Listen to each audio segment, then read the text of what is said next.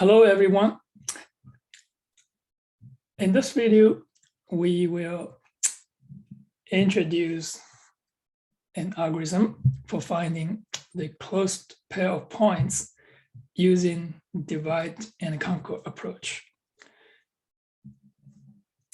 In the early chapter, in chapter 8, we introduced a brute force algorithm for finding the closed pair of points. So here, so you have a lot of points. Now those two are the closest to each other. So that's what we need to find. We need to find those 2 points and their distance. In the algorithm in chapter 8, we just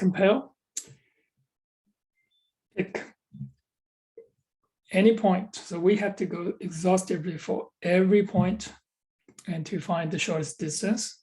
And then among all of this, and you get the shortest distance and find the 2 pairs. They are close to each other. And now we're going to use a different approach. We're going to use divide and conquer approach. So we have a lot of points here, a lot of points. Right? So we're going to divide it into 2 parts. So what we do here is that we have all these points. We're going to sort them on their midpoint. So this is, we sort all this at the this is the on the 2-dimensional plane. So at the x coordinate, so we're going to find the midpoint. So which one? This is the midpoint right here. Okay. So there's half here in S1 and half in S2.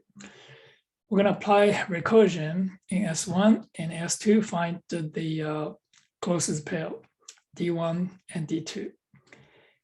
And also we need to find potentially there might be another closed pair, and one from this section and the other one from this section. So together, and they are close to each other. So for this, here we have this is a strip L and strip R. So this will be the minimum of D1 and D2. So here, this is D is the minimum of D1 and D2 here.